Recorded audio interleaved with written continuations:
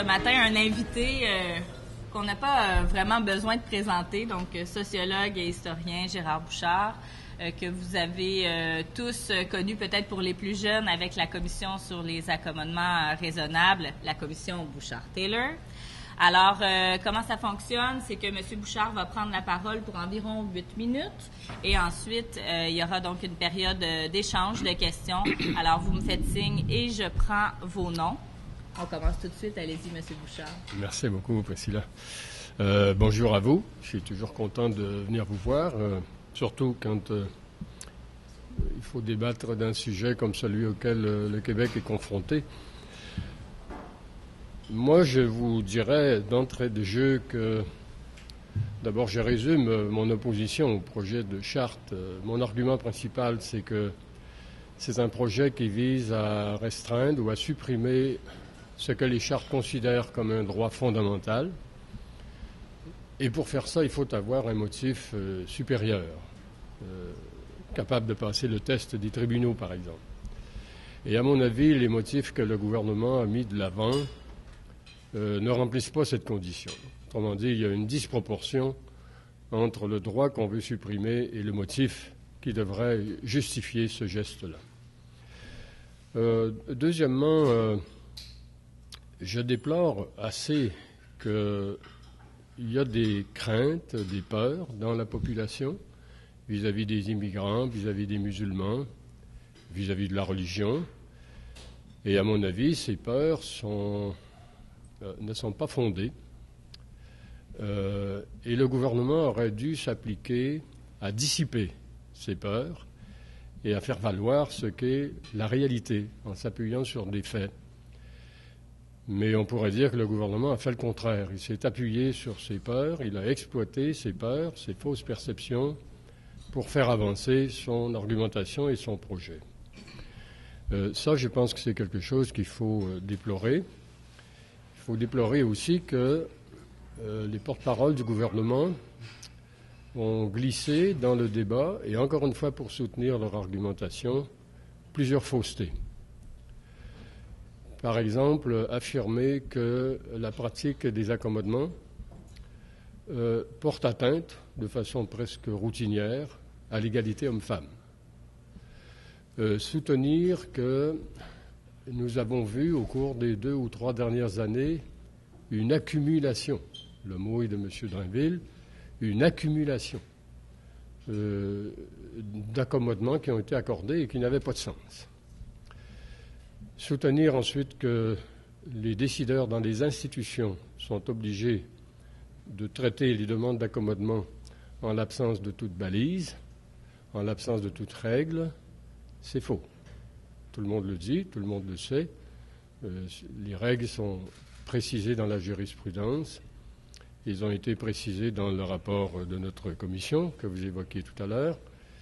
Ils ont été précisés dans au moins une dizaine de guides qui ont été mis au point d'abord par la Commission des droits de la personne, ensuite par diverses institutions publiques et privées, notamment les cégep, les hôpitaux, les municipalités, etc.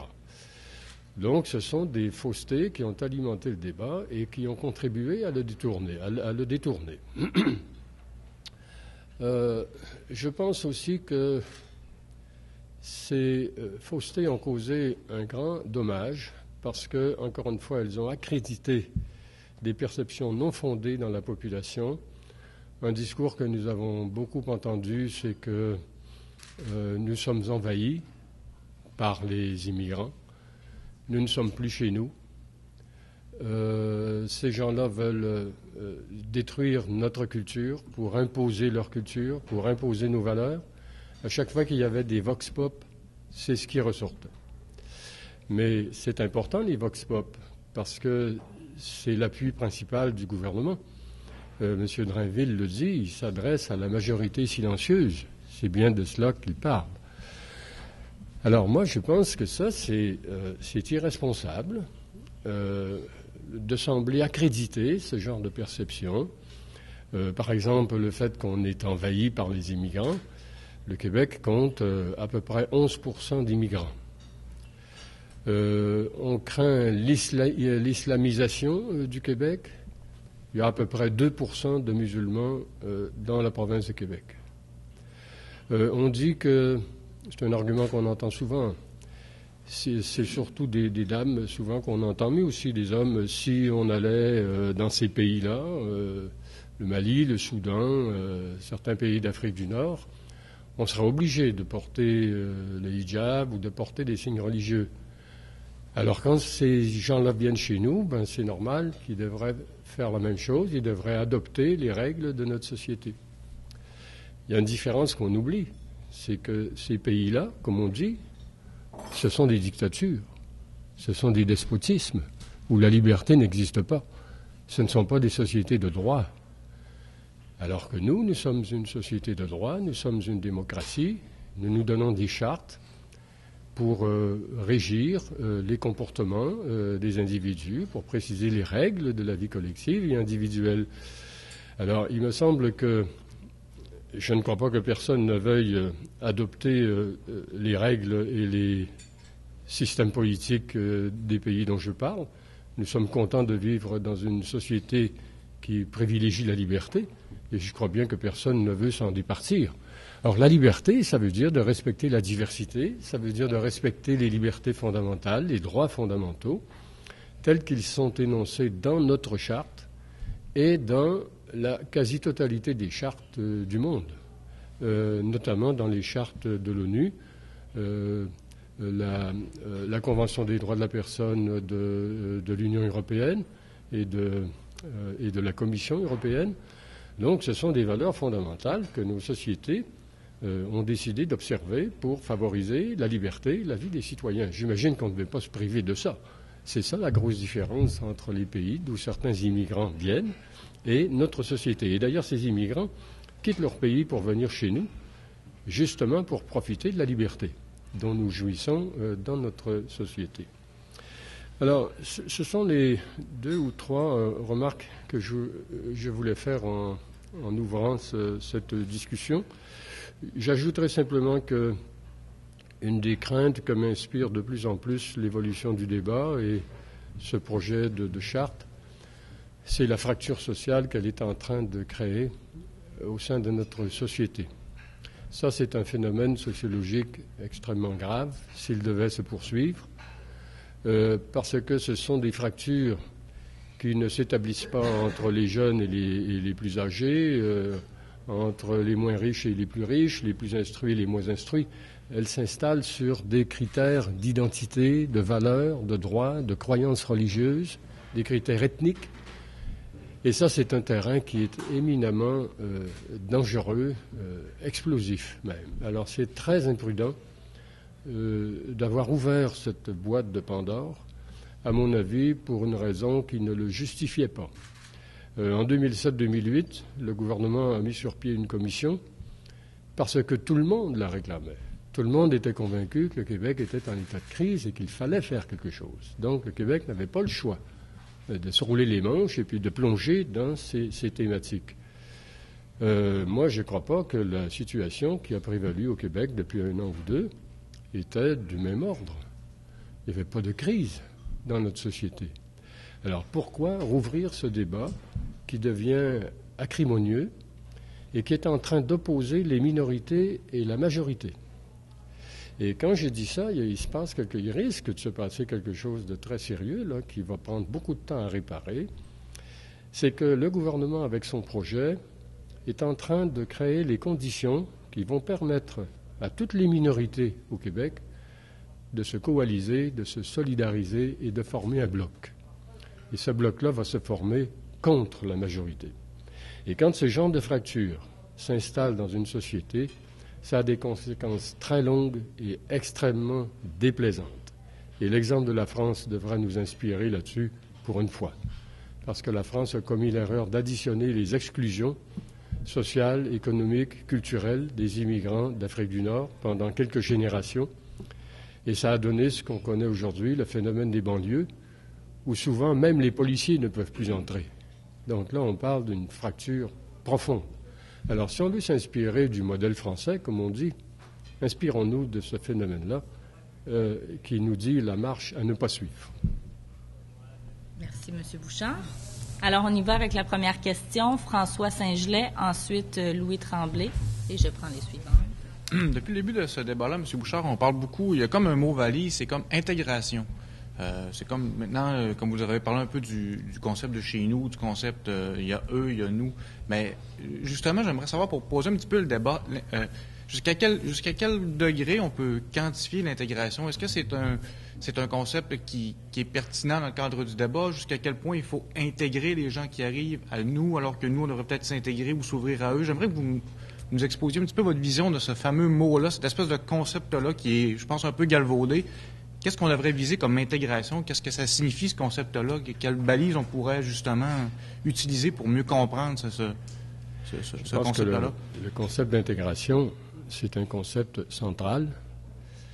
Et je crois même que dans ce débat, on n'en parle pas assez. C'est un mot qu'on n'entend pas beaucoup présentement, le concept d'intégration, alors que c'est l'enjeu central. Encore une fois, je reviens sur mon commentaire à propos de la fracture. Une société ne doit pas se fragmenter. Une société qui veut bien fonctionner, se donner des objectifs et les poursuivre, qui a besoin de créer des consensus pour ça, qui a besoin de construire des majorités à l'Assemblée nationale, mais aussi dans la population, qui veut avancer dans des directions qu'elle se donne, elle a besoin d'avoir un minimum d'unité, un minimum d'intégration. Une société qui est entièrement fractionnée est une société qui ne peut pas fonctionner, parce qu'elle est incapable de s'entendre sur des choix, des orientations, des valeurs, des politiques, des programmes, etc. Donc une société qui ne peut plus avancer. Et la fragmentation, ça tourne vite au conflit, aux tensions et aux conflits, une fois qu'elle est installée, évidemment. Alors, par quoi on mesure l'intégration? Par exemple, l'intégration à l'emploi. Essayer de faire en sorte que le plus grand nombre possible de citoyens se trouvent du travail et soient autonomes comme citoyens et avec sa famille. Alors, présentement, ce qui est grave au Québec, c'est bien sûr qu'on a un certain taux de chômage, comme toujours, mais c'est que ce chômage-là frappe des groupes en particulier, et notamment les musulmans. Ils sont plus frappés, ils sont plus ciblés que les autres.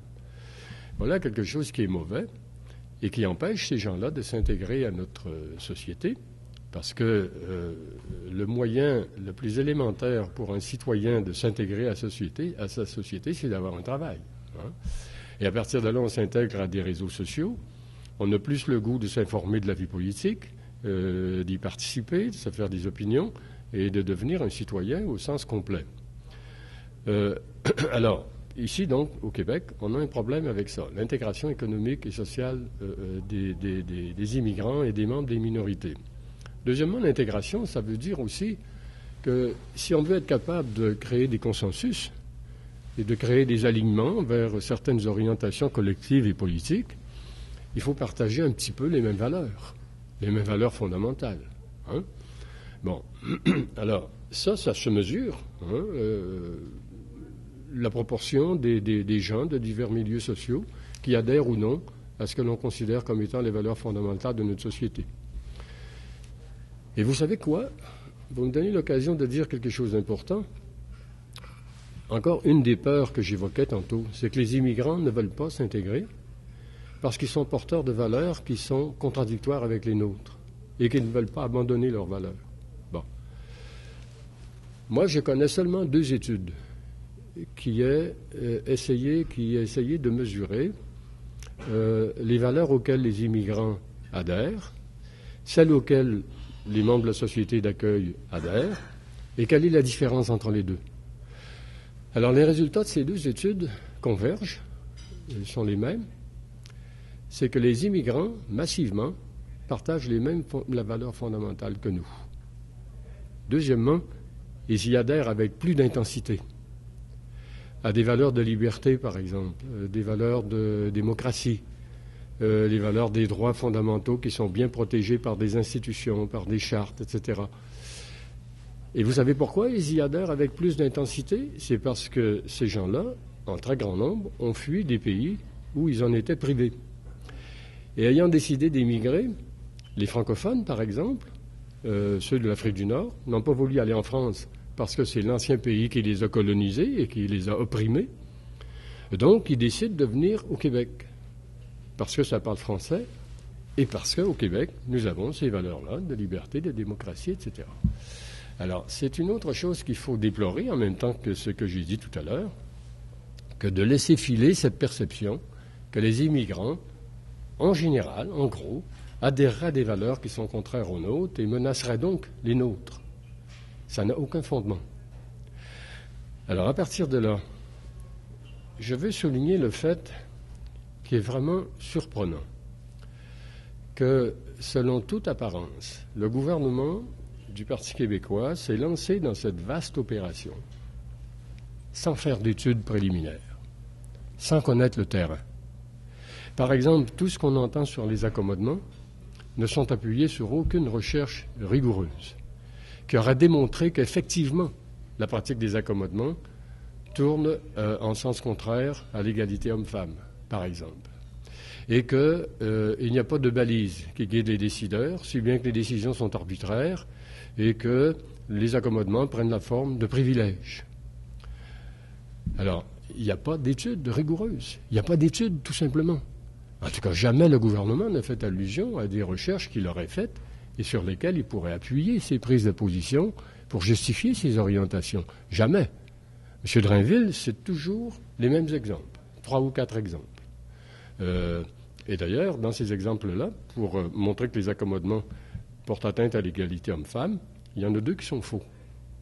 Quand il parle de la SAAC, la Société d'assurance automobile, je l'ai entendu une couple de fois déclarer ça, qu'à la SAAC, un musulman, un juif, un homme qui, pour des raisons religieuses, ne veut pas traiter avec une évaluatrice, et lui est permis de se présenter au guichet et de dire « Moi, je ne veux pas de femme, je veux traiter avec un évaluateur, s'il vous plaît », et on donne suite à sa demande. C'est faux. C'est entièrement faux. J'ai été témoin de la procédure qui a été mise en place à la SAAC il y a 2 ans. C'était d'ailleurs la personne qui était en charge. C'était une ancienne analyste senior à notre commission. Et j'ai suivi de près la mise en place, la conception de cette procédure. Et j'ai vérifié encore il y a 2 semaines à la SAAC auprès d'un représentant. Et cette procédure est parfaitement appliquée d'une manière extrêmement stricte. Donc, je trouve ça bizarre qu'on puisse mentir comme ça à la population. Et en plus, je trouve ça très injuste pour des gestionnaires d'un organisme public qui ont fait leur devoir. Pour s'assurer que peut-être la valeur à laquelle on tient le plus au Québec soit respectée à la lettre dans leur service. M. Drainville donne aussi l'exemple des femmes qui se présentent dans des hôpitaux au Québec et qui ne veulent pas traiter avec des médecins, des hommes médecins, et que les hôpitaux donnent suite à leurs demandes. Alors encore là, je pense que M. Drainville n'a pas fait ses devoirs, parce que ce problème-là a été soulevé au temps de la commission, et les hôpitaux en étaient venus à établir une convention en vertu de laquelle une femme qui se présentait et qui voulait traiter avec une femme médecin, on donnait suite à sa demande s'il y avait une femme médecin qui était disponible. Sinon, on lui affectait un homme médecin. Donc, il n'y avait pas de préférence, il n'y avait pas d'atteinte à la règle de l'égalité homme-femme. Alors, vous voyez, c'est tout de même surprenant, sur des thèmes aussi délicats, aussi complexes, auxquels à la Commission nous avons consacré des énergies considérables pour faire de la recherche, pour prendre connaissance du terrain, pour voir où étaient les problèmes, où est-ce que ça faisait défaut, où est-ce que ça méritait d'être redressé, où est-ce que ça allait bien et qu'il ne fallait pas y toucher. Bien, il semble que le gouvernement s'est lancé là-dedans sans faire aucune recherche. C'est très curieux. Louis Tremblay, ensuite Véronique Dubé. En tout cas, si M. Drainville a commandité des recherches sérieuses, il pourra vous le dire, puisqu'il est l'invité vendredi. Voilà. M. Bouchard, dans ce débat-là, ça devient un peu bizarre parce que les gens qui osent être pour la charte passent pour des cultéreux, incultes, qui n'ont pas été à l'école et reculés par le tonnerre, souvent qui vivent dans des régions éloignées. Et ceux qui sont pour, ce sont des vertueux qui connaissent tout. Sauf que On a entendu le contraire aussi. Non, mais c'est le courant généralisé qui passe dans les chroniques, puis je veux dire, sauf que en quoi un couple qui élève un enfant à Montréal, dans la laïcité, n'a pas le droit d'exiger que son enfant ne soit pas exposé à une pratique religieuse comme le port du voile à sa garderie? Parce que c'est le premier contact avec l'état de l'enfant, c'est la garderie. Mais oui. En quoi ces gens-là n'ont pas ce droit-là? D'exiger que les évaluatrices ne portent pas de signes religieux. Oui. Bon, Comme alors, le voile. C'est un signe religieux, un voile. Là. C'est pas, oui, oui, c'est absolument. pas de la coquetterie, c'est pas parle... du Christian Dior ou du Prada. Là. C'est un signe religieux. Là. On s'entend. On parle du hijab. Là. Oh, oui, c'est ça. Oui, d'accord. Alors, pourquoi est-ce qu'un parent qui envoie un enfant à la garderie, où il y a une évaluatrice qui porte un hijab, n'a pas le droit d'exiger que cette évaluatrice se départisse de son hijab? C'est ça. C'est parce que un tribunal jugerait, par exemple, que cette dame qui porte un hijab, elle le fait parce que c'est reconnu comme un droit fondamental qui est énoncé dans notre charte. C'est un droit fondamental. Et que la raison pour laquelle les parents voudraient lui faire enlever son hijab ne sont pas du même ordre et n'ont pas le même poids que le droit fondamental de manifester sa religion. Parce que la raison qu'évoqueraient les parents, qu'est-ce que ce sera les raisons qui seraient justiciables et qui pourraient convaincre un juge ou un tribunal? Ben eux, ils n'ont pas de religion. Ils ont le droit de ne pas avoir de religion puis de ne pas vouloir que leur enfant soit exposé à des signes à cette religion-là. Oui, mais pour quelle raison est-ce que ça heurte leur droit de ne pas avoir de religion, le fait que leur enfant est soumis à la vue d'un signe religieux? Non, mais c'est parce que c'est plus loin que la vue. C'est l'éducation, c'est une école, c'est un lieu public, c'est l'État. C'est le premier contact de l'enfant avec l'État, souvent après l'hôpital, c'est l'école. Oui, mais on pourrait Parce que c'est ça qui soutenir. pose problème là, On en ce pourrait moment. soutenir- C'est les signes religieux, c'est pas les accommodements raisonnables. C'est les signes religieux qui sont... On pourrait soutenir le raisonnement contraire à celui que vous venez de tenir. Nous vivons dans une société qui est de plus en plus diversifiée, n'est-ce pas? Oui. Auparavant, au Québec, il y avait la religion catholique qui occupait massivement le paysage. Et puis, il y avait ce qu'on appelait, ici au Saguenay, par exemple, des mitaines. Hein, les deux petites églises, là, à Arvida. Le protestantisme était très, très minoritaire, puis était concentré dans des marges de nos villes ou de nos sociétés. De sorte que nous avons absorbé, assimilé le catholicisme comme étant la religion. On n'aurait pas pensé qu'il pouvait y avoir d'autres religions sur le même pied que le catholicisme.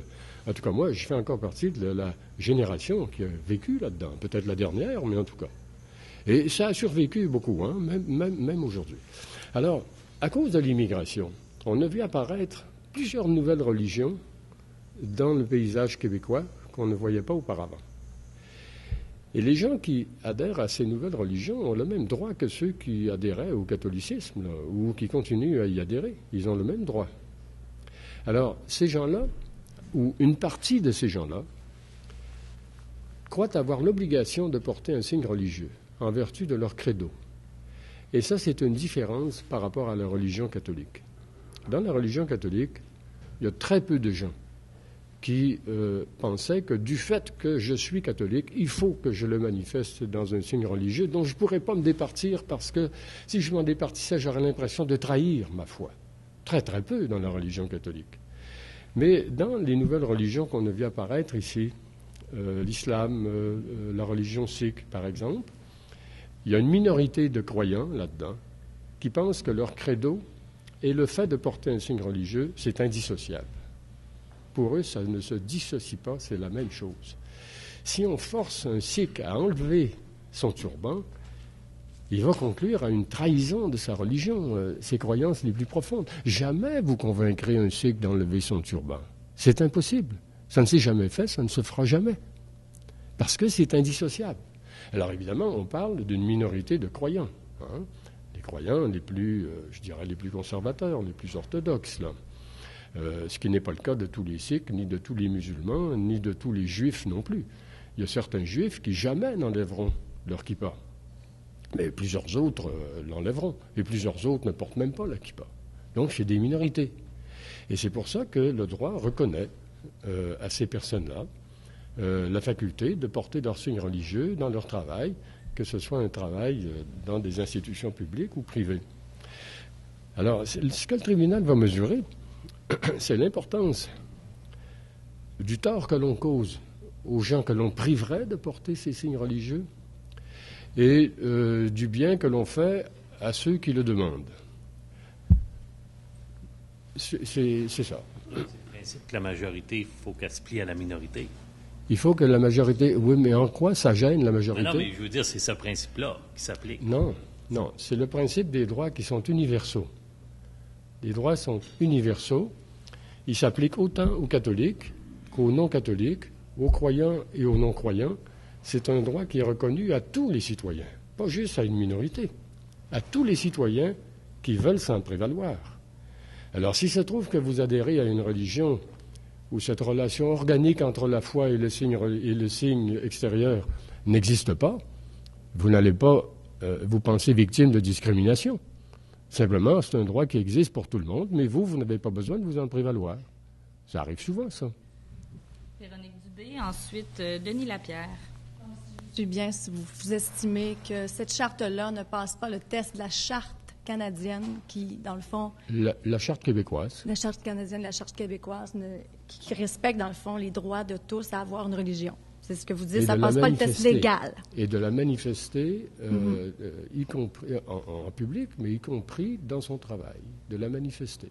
Ça, on n'a pas besoin d'aller voir la charte canadienne, c'est dans la nôtre. Puis la nôtre, on l'a écrite avant la charte canadienne. Pardon? Ultimement, c'est la Cour suprême. Quand éventuellement, à cause de la structure constitutionnelle dans laquelle on vit, quelqu'un qui voudrait, par exemple, contester, un musulman qui voudrait contester le fait qu'on l'a obligé à enlever, une musulmane, pardon, à enlever son hijab, s'adresserait d'abord à des tribunaux québécois, la Cour du Québec, par exemple. Ensuite, ça irait à la Cour d'appel du Québec.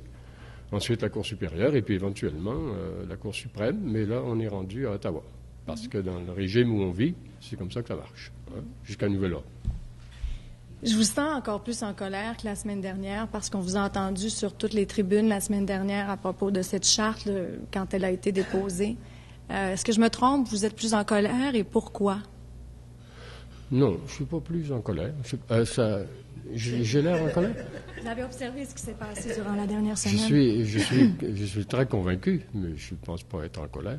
Encore plus en convaincu? Que le débat, qu'il y ait cette fracture-là. Ce qui me gêne beaucoup, c'est la fracture sociale qui est en train de se créer. Ça me gêne beaucoup. Parce que depuis quelques décennies, je trouve que le Québec s'est très bien comporté dans son rapport avec l'immigrant et avec l'autre, celui qui est différent. Et dans son rapport avec les minorités ethnoculturelles. Le Québec s'est très bien comporté.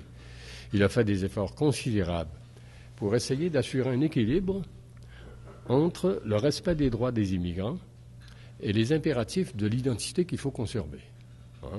Le fait qu'il y a des immigrants et qu'il faille respecter la diversité, ça ne veut pas dire que la société d'accueil doit renoncer à ce qu'elle est, doit renoncer à son identité, à sa mémoire, etc. Au Québec, on a réalisé, à mon avis, un très bon équilibre entre ces deux impératifs. De sorte qu'on n'avait pas de problème au Québec. Ça se vivait très bien, la diversité et le rapport à l'immigrant. Ça se vivait très bien. Alors, il y a eu le soubresaut de la Commission. Après ça, ça s'est calmé pendant quelques années. Et puis maintenant, là, on a institué ce débat qui, à mon avis, risque de compromettre le travail patient, intelligent et efficace que les Québécois ont réalisé pendant toutes ces décennies, grâce à beaucoup de bénévoles, notamment, qui travaillent sur le terrain quotidiennement avec les immigrants. Alors, cette fracture sociale me gêne beaucoup. Est-ce que vous auriez préféré que votre rapport continue d'être tabletté? Donc, qu'il n'y ait pas un gouvernement qui dise, il faut faire quelque chose? Parce que, évidemment, il y a eu la commission, vous avez fait des recommandations, le Parti libéral l'a laissé sur la tablette. Là, le Parti québécois a dit, il est temps de faire quelque chose. Vous n'êtes pas d'accord avec la façon dont ils veulent régler le problème, mais est-ce qu'il doit tout de même y avoir quelque chose qui soit fait au Québec? Si vous vous rappelez les recommandations de notre commission, nous avions plusieurs demandes pour qu'il se fasse des choses, pour que le gouvernement en place à ce moment-là donne suite à plusieurs de nos suggestions, dont certaines étaient plus importantes que d'autres, et qui n'ont pas eu de suite. Alors ça, je trouve que c'était une grande irresponsabilité, parce que si le gouvernement, à l'époque, avait fait ses devoirs, aujourd'hui, peut-être que nous n'aurions pas ce débat qui nous divise et qui devient acrimonieux, et qui sème beaucoup de chaos dans les esprits, etc. Alors moi, j'ai toujours souhaité qu'un gouvernement reprenne nos recommandations et y donne suite. Alors, c'était quoi nos recommandations? Ça voulait dire, en gros, une partie du projet qui est présenté maintenant. Par exemple, dans un document officiel sur la laïcité, qu'on définisse les grands principes dont on déduit les orientations, les procédures, les critères dont doivent se servir les gestionnaires dans la vie quotidienne. Donc, une charte qui affirme et qui clarifie les grands principes de ce que c'est que le régime de laïcité en fonction duquel on veut vivre collectivement au Québec. Séparation institutionnelle de l'État et des églises, des religions, la neutralité de l'État vis-à-vis de toutes les religions et vis-à-vis de tout ce qu'on appelle les convictions de conscience, parce que les convictions de conscience ne sont pas toutes religieuses, il y en a qui ne sont pas religieuses, etc. La liberté des citoyens d'adhérer aux convictions de conscience qu'ils veulent, ou la religion qu'ils désirent embrasser. Et ensuite, une composante qui s'appelle le critère patrimonial, le respect du patrimoine.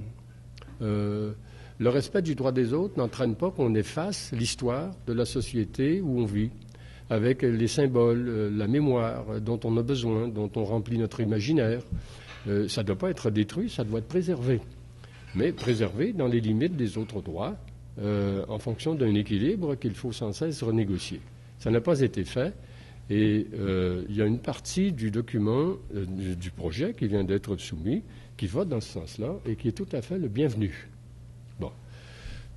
L'autre partie, c'est celle qui concerne les signes religieux, et c'est celle dont nous venons de parler, et à mon avis, le gouvernement devrait sacrifier cette partie-là et se concentrer sur l'autre. Et se concentrer également sur les accommodements, non pas parce que les accommodements marchent tout de travers, non pas parce qu'ils n'ont pas de balises, mais pour dissiper les mauvaises perceptions dans la population, pour montrer que le rejet des accommodements n'est pas fondé. Ou alors c'est une perception qui sont nourries par de mauvaises raisons, par des perceptions qui n'existent pas. Et ça, ce serait bien qu'un gouvernement rappelle ça.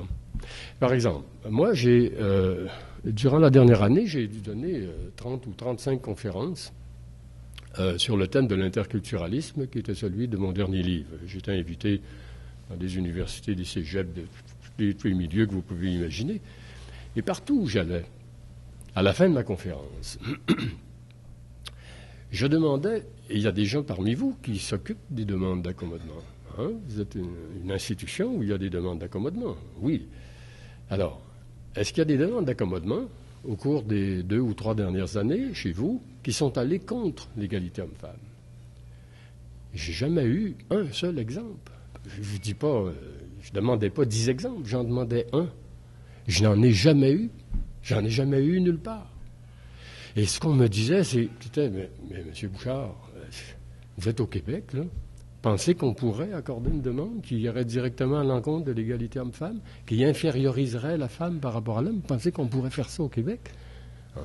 Ils sont bien conscients que c'est une valeur sacrée. On ne touche pas à ça. Alors moi, je trouve ça inacceptable qu'on rende vils les accommodements pour des raisons qui ne sont pas fondées. Alors que les accommodements, ça c'est une autre affaire.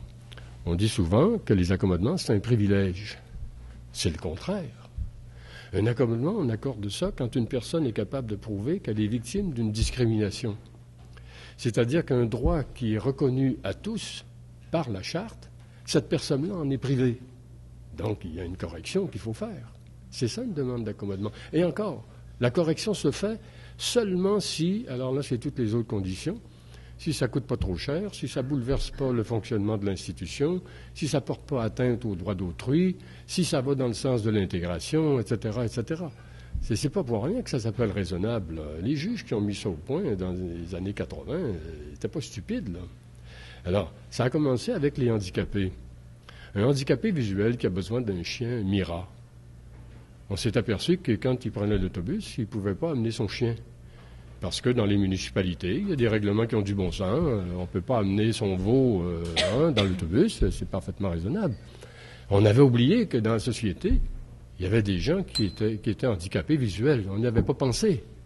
Donc c'était une mauvaise loi, c'était un mauvais règlement que les gestionnaires se sont empressés d'amender pour permettre à des handicapés visuels de prendre l'autobus avec leurs chiens.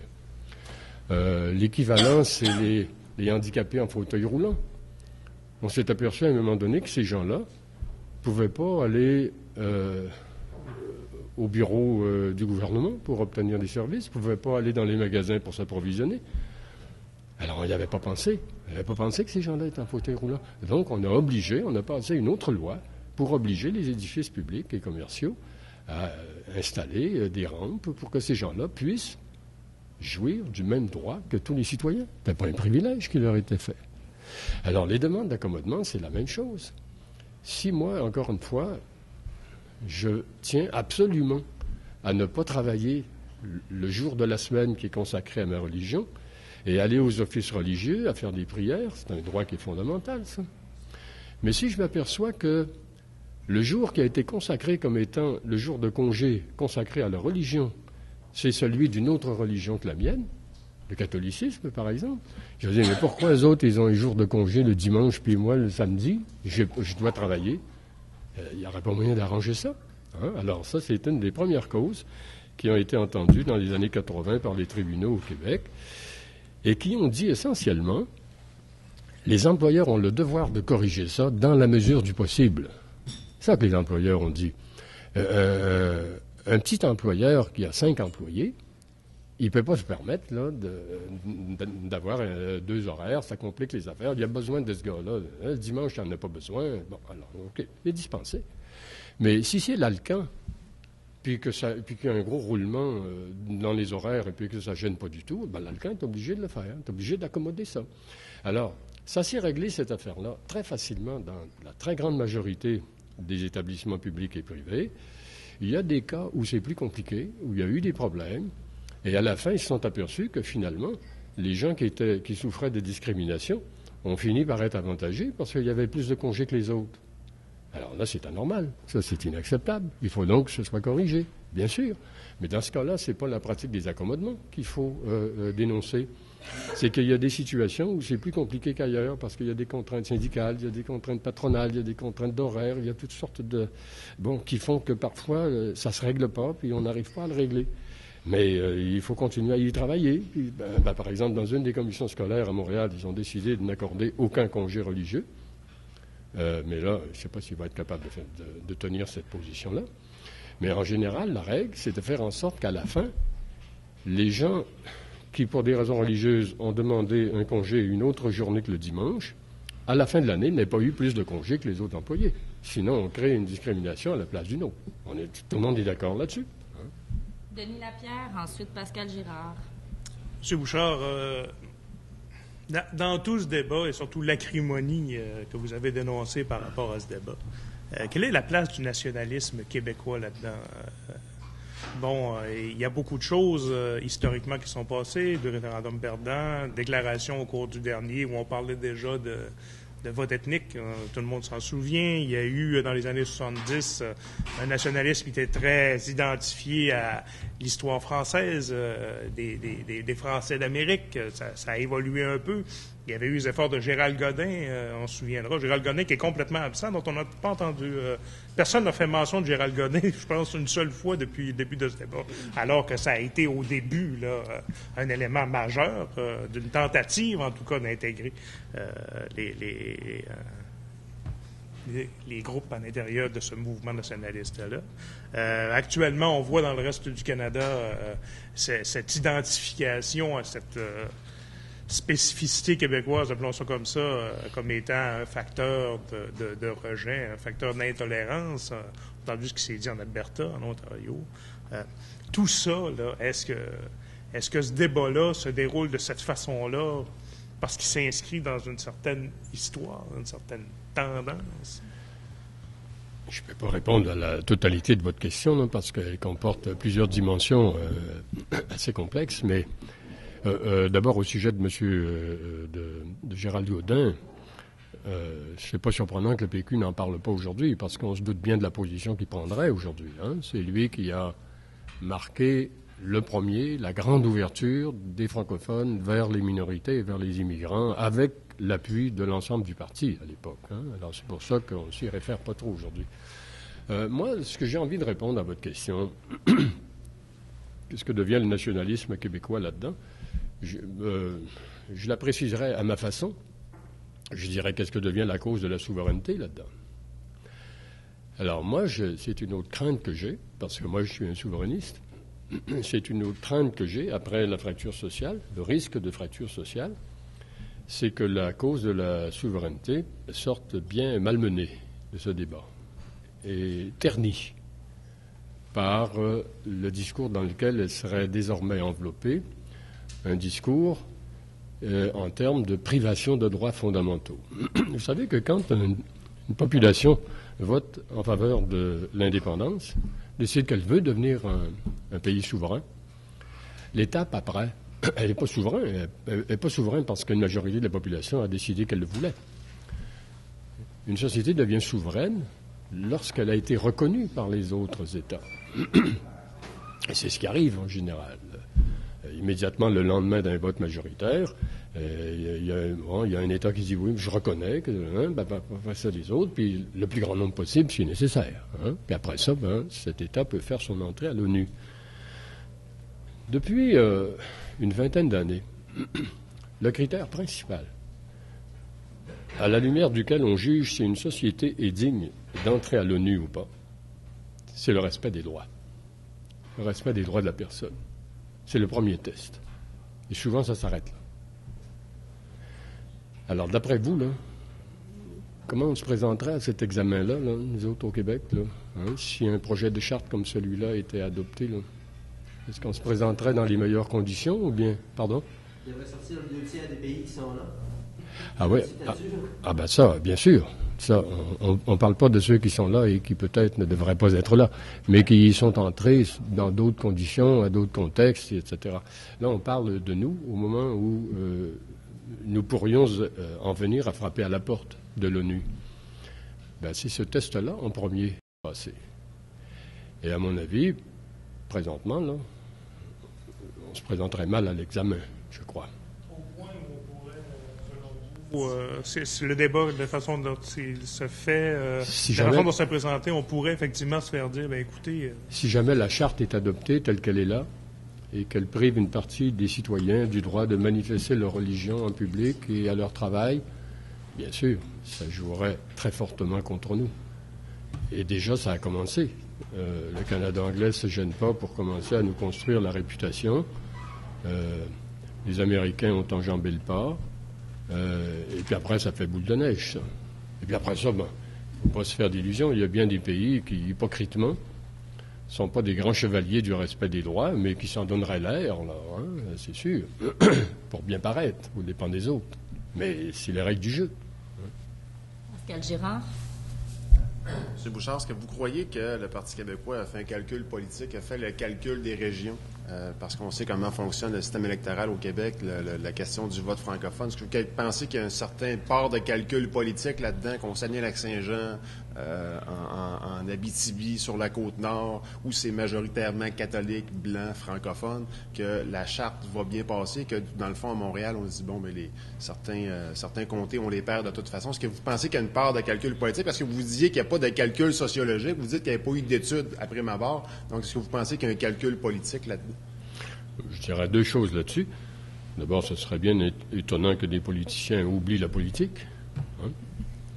Deuxièmement, je n'irai pas plus loin que ça. Je ne peux pas entrer dans les procès d'intention.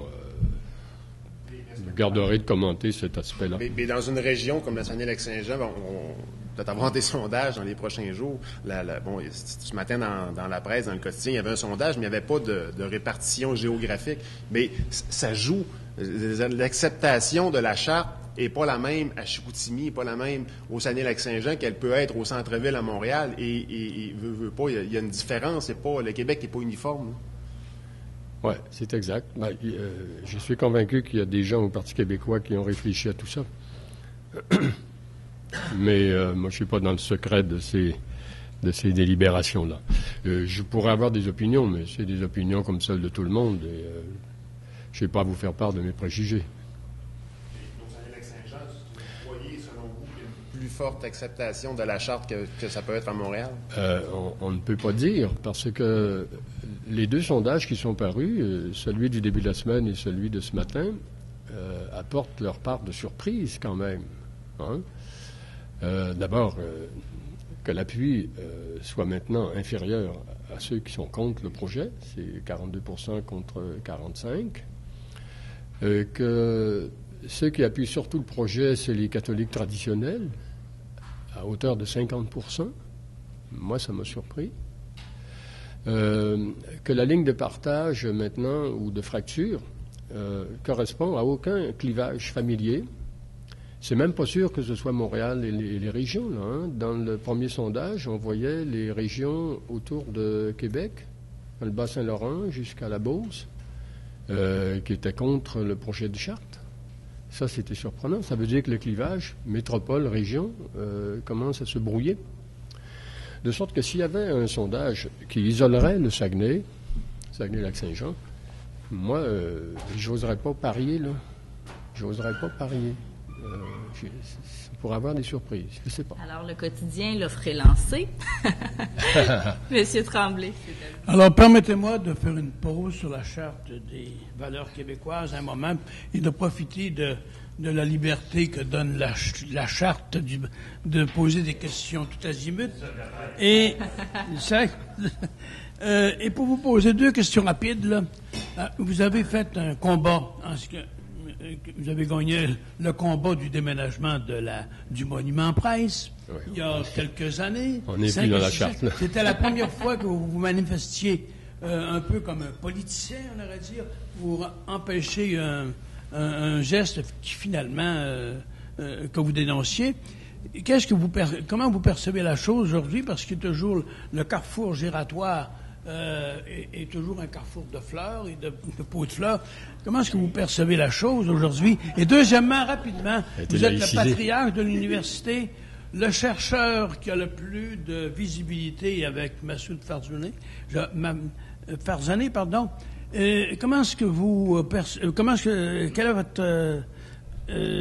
quelle est votre vision d'une ville universitaire comme le voudrait le maire de Saguenay? Première question, il est évident que le carrefour giratoire est un endroit magnifique pour ériger un monument, un symbole qui rallierait la grande partie des Saguenayens, hein, qui ferait consensus. Pas un symbole qui diviserait.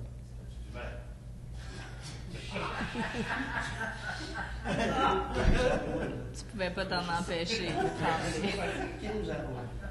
T'as pas le droit d'interrompre comme ça.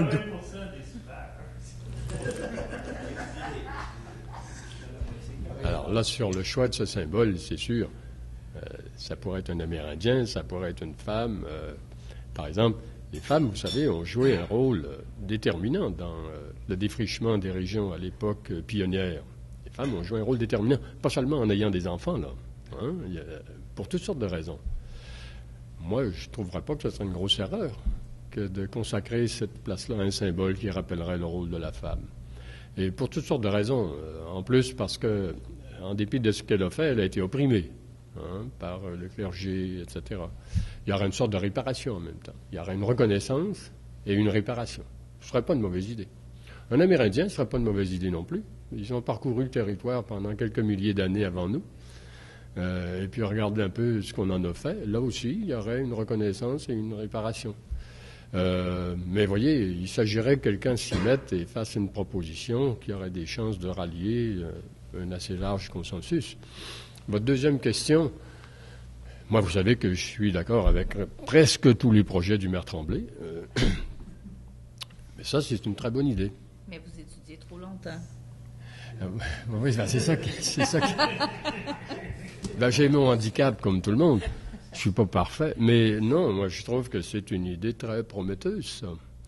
Que la municipalité et l'université joignent leurs efforts pour imprimer un centre, une zone d'excellence à cette université et à l'hôpital aussi, et, axé sur la santé. C'est un thème qui est porteur, qui a beaucoup d'avenir.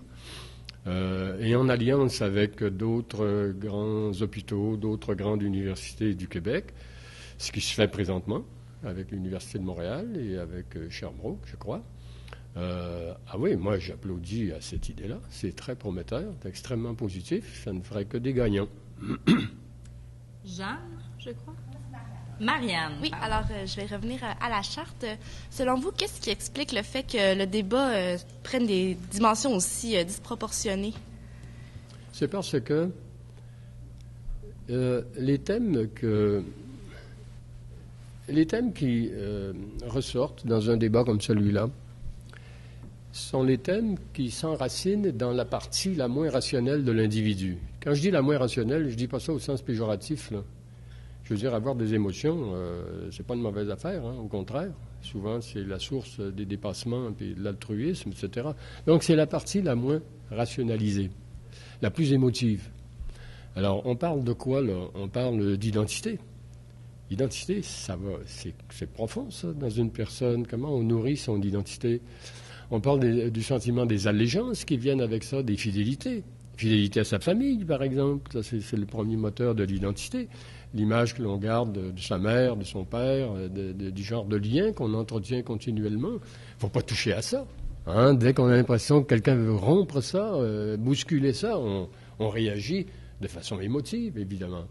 L'attachement à son lieu de naissance, l'attachement à sa patrie. On parle aussi des droits des personnes. C'est fondamental, les droits que l'on pense avoir ou ne pas avoir, ou qu'on pense être menacé de perdre, ou etc.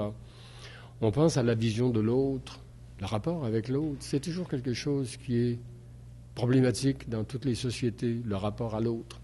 L'autre, c'est toujours quelqu'un qui crée un malaise qu'on ne connaît pas, qui est nouveau, qui nous déstabilise, qui fait peur un peu.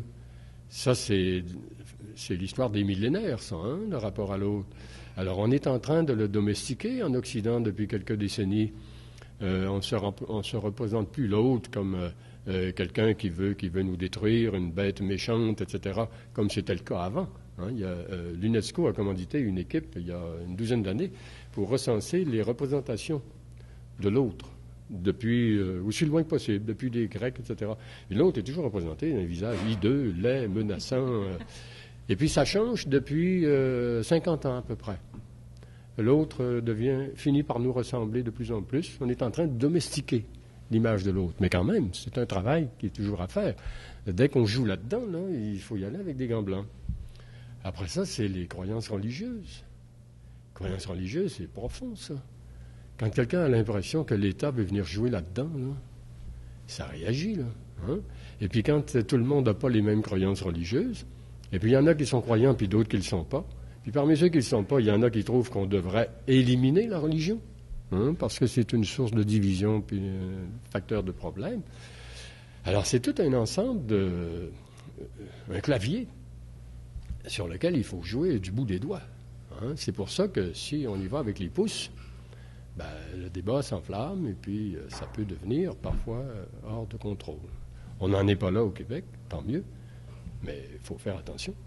On y va rapidement avec une dernière question, Denis Villeneuve. Charles, je sais que vous avez participé à vous avez donné des conférences au Japon qui lui, est en décroissance démographique importante. On est passé de 120 à 90 millions, je pense, d'habitants.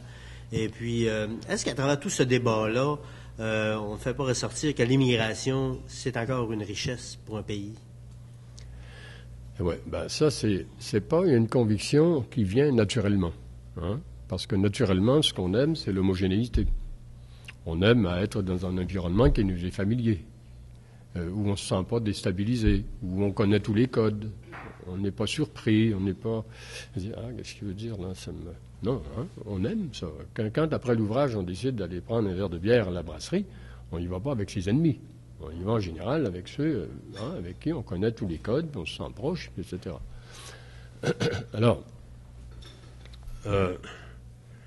moi, je pense que... Vous prenez l'exemple du Japon. C'est un bon exemple, le Japon. C'est le pays le plus homogène qui soit, avec sa masse démographique. C'est pas une tribu quand même, là. On parle de 100 millions de personnes. Un pays qui a toujours été très homogène et qui a toujours cru que ses vertus collectives, ce qui fait que le Japon est le Japon, étaient dues au fait qu'il était homogène. Donc, avant que le Japon se départisse de son homogénéité, là, il y a beaucoup de travail à faire. Ce qui se passe présentement au Japon, c'est que les couples se forment de moins en moins. Les femmes veulent de moins en moins d'enfants quand elles vivent en couple et veulent de moins en moins vivre en couple parce qu'elles veulent s'émanciper, elles veulent travailler, etc. Elles ont pris goût à ça, puis bon.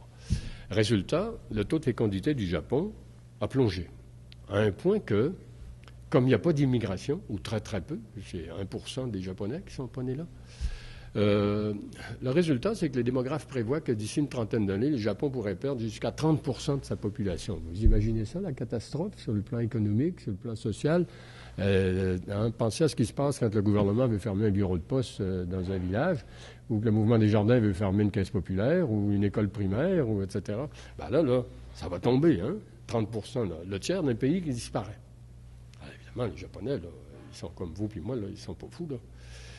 Alors là, ils sont devant un dilemme. Ou bien ils essaient de convaincre les couples d'avoir plus d'enfants, mais ils n'espèrent pas beaucoup dans cette direction-là.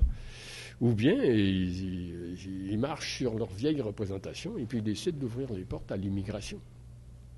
Mais si ça se fait, comment ça va se passer, le choc migratoire, là? Et ils ne sont pas habitués à ça, eux autres.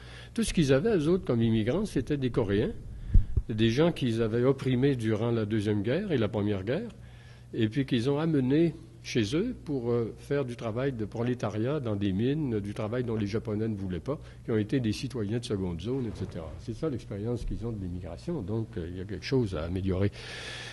C'est pour ça que les Japonais sont curieux du Québec. Pour les Japonais, le Québec, c'est une société qui était plus petite, bien sûr, mais qui était homogène, comme eux, et puis qui a réussi à s'ouvrir à l'immigration, à intégrer les migrants et les minorités, et à concevoir des formules de vie collective qui font que ça marche. C'est pas en termes de conflits, il n'y a pas plein de manifestations dans les rues comme on a vu samedi à Montréal, etc. Ça marche. Alors leur question, c'est de dire, mais comment vous avez fait? Je vais être obligée de vous arrêter là. Oui, malheureusement. Mais vous occuperez des Japonais, par contre. Merci à tout le monde d'avoir été là. Prochain rendez-vous avec Bernard Drainville.